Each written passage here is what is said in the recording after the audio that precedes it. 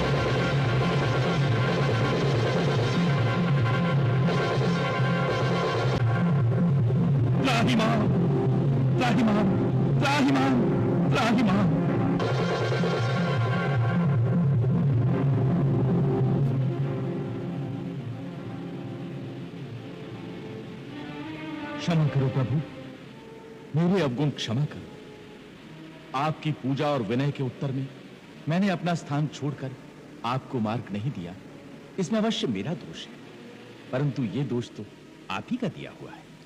आपकी प्रेरणा से माया ने प्रकृति में जड़ चेतन सृष्टि की उत्पत्ति की है। उसी ने जड़ और चेतन की भिन्न भिन्न मर्यादाओं को निर्धारित किया है।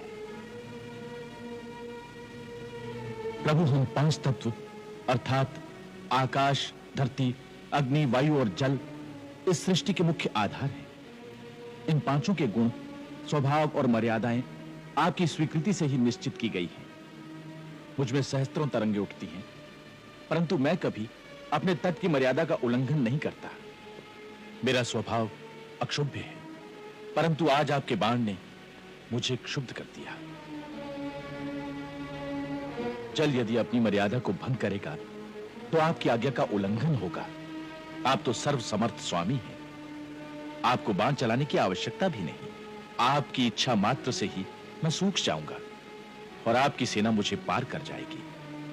परंतु भगवान, उससे मेरा मान और मेरी मर्यादा दोनों भंग हो जाएंगे। पांच तत्वों में से यदि एक का भी इस प्रकार गुण और स्वभाव बदलकर उसकी मर्यादा भंग कर दी जाएगी तो सृष्टि के संतुलन में विकार उत्पन्न हो जाएगा, जिससे इस धरती पर विस्फोट हो जाएगा। प्रभु, यदि आप प्रलय से पहले ही प्रलय लाना चाहते हैं तो आपको अधिकार है, अन्यथा इस ब्रह्मास्त्र से मेरी रक्षा कीजिए। स्वामी, मैं एक सेवक की भांति आपकी शरण में आया हूं। जैसा उचित समझें आज्ञा दें, मैं वही करूंगा। मेरी रक्षा करो अथवा दंड दो। हमें तुम्हारे वचनों से संतोष हुआ।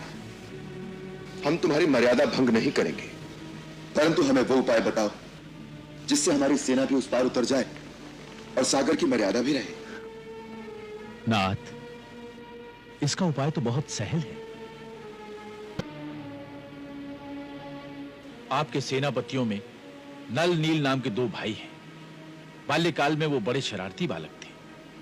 वो ऋषियों का सामान उठाकर नदी में फेंक आते थे, जिससे दुखी होकर एक बार एक सिद्ध ऋषि ने उन्हें श्राप दिया कि वो अपने हाथ से जो कुछ भी सामान उठाकर पानी में फेंकेंगे वो कभी डूबेगा नहीं। आज वही श्राप आपके काम आएगा। नल विश्वकर्मा का औरस पुत्र है, इसे शिल्प कला भी आती है।